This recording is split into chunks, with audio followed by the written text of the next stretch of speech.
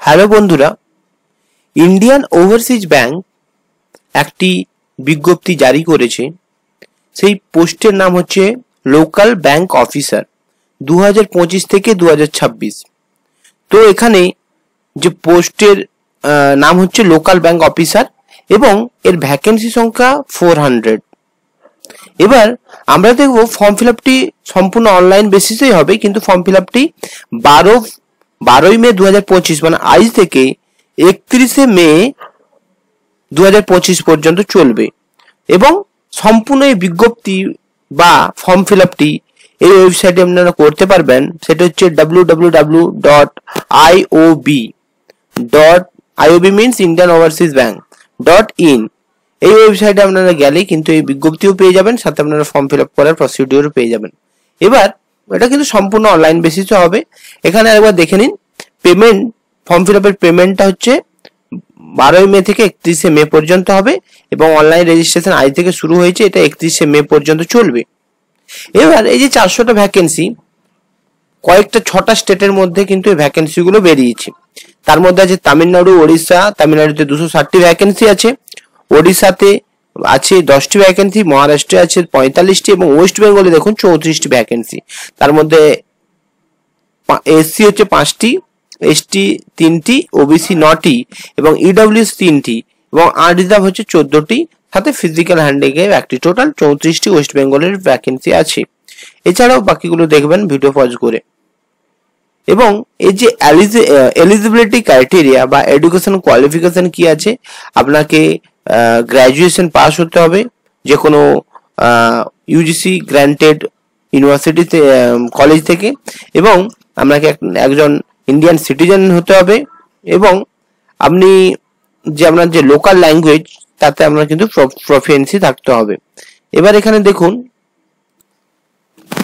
দেখুন এখানে local bank officer বা LBO ম্যাক্সিমাম এজ লিমিট হচ্ছে, মিনিমাম হচ্ছে 20 বছর থেকে ম্যাক্সিমাম 30 বছর এজ লিমিট থাকতে হবে, তাহলে কিন্তু আপনারা ফর্মটা ফিল আপ করতে পারবেন। সাথে এজ রিল্যাক্সেশন গভর্নমেন্ট রুল অনুযায়ী যেমন থাকে, এসসি 5 বছর, এসসি এসটি 5 বছর, ওবিসি 3 বছর এবং ফিজিক্যাল হ্যান্ডিক্যাপ 10 বছর এবং এক্স সার্ভিসম্যান 5 বছর। এছাড়া ওনার এডুকেশনাল কোয়ালিফিকেশন এখানে আরেকবার দেখবেন যে গ্র্যাজুয়েশন থাকতে হবে, জাস্ট গ্র্যাজুয়েশন থাকলেই হবে।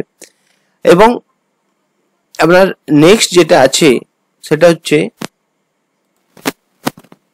এবার আমরা দেখব যে পে স্কেল কত আছে বা স্যালারি কত আছে। তো অ্যাসিস্ট্যান্ট ম্যানেজার স্কেল 1 এর স্যালারি হচ্ছে 48,480 থেকে 85,920 এবং আপনি যদি সিলেক্টেড হন তাহলে কিন্তু আপনাকে 2 বছরের জন্য আপনার ট্রেনিং এ থাকতে হবে এই ব্যাংকে। কোন ব্যাংক না, ইন্ডিয়ান ওভারসিজ ব্যাংক। এবং এবার আমরা দেখব যে সিলেকশন প্রসিডিওর কি আছে। তো এখানে দুটো প্রসেসে সিলেকশন হবে, একটা হচ্ছে অনলাইন সিবিটি টেস্ট, সাথে পরবর্তী যে প্রসেসটি হচ্ছে লোকাল ল্যাঙ্গুয়েজ প্রফিসিয়েন্সি টেস্ট বা LPT। তো এই দুটো প্রসেসের মাধ্যমে আপনারা কিন্তু সিলেক্টেড হবেন। তাহলে প্রথম যে ব্যাপারটা, আপনাকে একটা সিবিটি টেস্ট দিতে হবে, সাথে আপনি যদি পাস করেন, শর্ট লিস্টেড হন, তাহলে কিন্তু আপনাকে ল্যাঙ্গুয়েজ প্রফিসিয়েন্সি টেস্টেও আপনাকে দিতে হবে। এবং এই যে বললাম যে সিলেকশন প্রসিডিওর, প্রথমে একটা অনলাইন সিবিটি হবে, তারপরে লোকাল ল্যাঙ্গুয়েজ প্রফিসিয়েন্সি টেস্ট হবে, তারপর কিন্তু আপনার ইন্টারভিউ হবে। এরপর এই যে আপনার যে অনলাইন সিবিটি টেস্ট বা অনলাইন এক্সামিনেশন, এর সিলেবাসটা কেমন আছে, সিলেবাস নয়, কোন টপিক থেকে কেমন কোয়েশ্চেন, কত নাম্বার কোয়েশ্চেন আসবে এবং এক্সাম ডিউরেশন কত, সেটা আমরা এখানে দেখব।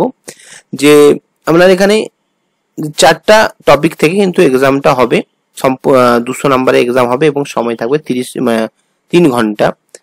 প্রথমে যে টপিকটা রিজনিং এন্ড কম্পিউটার অ্যাপটিটিউড থেকে 30টা কোয়েশ্চেন, 30 নাম্বার এবং এতে সময় দেওয়া থাকবে 60 মিনিট এবং এক্সাম মোডটা হবে ইংলিশ বা হিন্দি, আপনার যেটা সুইটেবল সেটা কিন্তু আপনি এক্সামটা দিতে পারবেন। এর পরের টপিক হচ্ছে general economy and banking awareness থেকে 40টা কোয়েশ্চেন, 40 নাম্বার। আপনার এক্সাম মিডিয়াম হচ্ছে ইংলিশ বা হিন্দি এবং সময় থাকবে 30 minute. Data analysis and interpretation থেকে 30টি কোয়েশ্চেন, 2 নাম্বার করে 60 নাম্বার থাকছে ইংলিশ এবং হিন্দি ল্যাঙ্গুয়েজ এবং 60 মিনিট সময় দেওয়া থাকবে এবং ইংলিশ নলেজ থেকে আপনার 40টা কোশ্চেন 40 নাম্বার। আপনি এটা কিন্তু শুধু ইংলিশেই দিতে হবে আপনাকে এবং ডিউরেশন এক্সাম ডিউরেশন 30 মিনিট।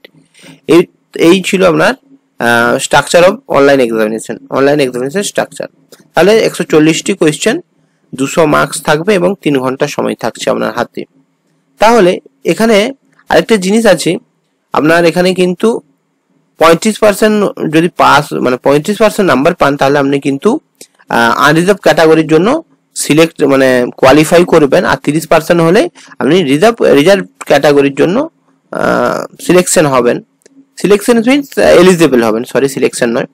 এরপর আপনার কিন্তু এখানে পুরো নেগেটিভ মার্কিং আছে, একটা কোশ্চেনের জন্য 0.25 বা 1/4 নেগেটিভ মার্কিং আছে। এবার আপনার ল্যাঙ্গুয়েজ প্রফিসিয়েন্সি টেস্ট যেটা বলছি, আপনি যদি ওয়েস্ট বেঙ্গলের হয়ে থাকেন তাহলে আপনাকে বাংলাতে আপনাকে লিখতে পড়তে বা বলতে জানতে হবে, দক্ষতা অবভিয়াসলি থাকতে হবে, না হলে কিন্তু আপনি কোয়ালিফাই করবেন না। তারপরেও কিন্তু আপনার হবে পার্সোনাল ইন্টারভিউ। তারপরে আপনার যে ইন্টারভিউ হওয়ার পর আপনার যেমন ওয়েটেজ আছে সেরকম বেসিসে কিন্তু আপনার সিলেকশন হবে। এবং এরপর আমরা যে দেখব যেটা আপনি এই ফর্মটি কিভাবে ফিল আপ করবেন, ইন্ডিয়ান ওভারসিজ ব্যাংকের যে অফিসারের যে পোস্ট সেটা কিভাবে ফিল আপ করবেন। আপনাকে প্রথম যে www.iob.in এই ওয়েবসাইটে যাওয়ার পর আপনাকে কেরিয়ার অপশনে যেতে হবে। কেরিয়ার অপশনে যাওয়ার পর কিন্তু আপনারা এই অ্যাডভার্টাইজমেন্টটা দেখতে পাবেন, requirement of local bank officer 2025-26। এই ওয়েবসাইটে আপনি কিন্তু নোটিফিকেশন পড়বেন, তারপর কিন্তু রেজিস্ট্রেশন করে ফর্মটা ফিল আপ করবেন। তো এই ছিল ফর্ম ফিল আপের প্রসিডিউর। এরপর আমরা আসবো যে অ্যাপ্লিকেশন ফিস কেমন। তো SC ST বা ফিজিক্যাল হ্যান্ডিক্যাপ যদি হয়ে থাকেন তাহলে কিন্তু 175 টাকা ফর্ম ফিল আপের অ্যাপ্লিকেশন ফিস, এবং জেনারেল EWS বা OBC হলে 850 টাকা আপনার অ্যাপ্লিকেশন ফিস। তো এই ছিল আপনার অ্যাপ্লিকেশন ফিস। এবার আমরা পরবর্তী যে টপিক সেটা কি আছে দেখে নিচ্ছি। এবারে আমরা যেটা দেখব এটা হচ্ছে এক্সামিনেশন সেন্টার। তো আমরা যেহেতু ওয়েস্ট বেঙ্গলের বাসিন্দা, তো আমরা ওয়েস্ট বেঙ্গলের এক্সামিনেশন সেন্টার কোনগুলো সেগুলো আমরা দেখে নেবো। এই যে দেখুন এখানে ওয়েস্ট বেঙ্গলের মধ্যে আছে হুগলি, কল্যাণী, কলকাতা, শিলিগুড়ি, হাওড়া, বর্ধমান, দুর্গাপুর, আসানসোল। তো এইগুলো হচ্ছে ওয়েস্ট বেঙ্গলের এক্সামিনেশন সেন্টার।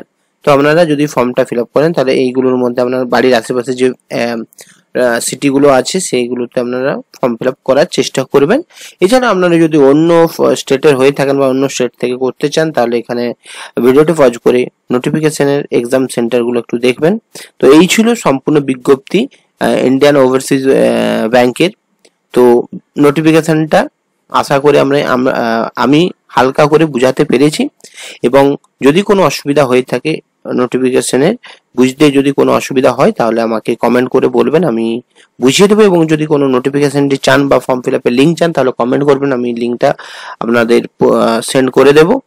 এবং ভিডিওটি আশা করি অনেক হেল্পফুল হয়েছে। ভিডিওটি যদি ভালো লাগে তাহলে ভিডিওটি লাইক করবেন, কমেন্ট করবেন এবং আমার যে কেরিয়ার পয়েন্ট চ্যানেলটি আছে সেটা সাবস্ক্রাইব করবেন। ধন্যবাদ।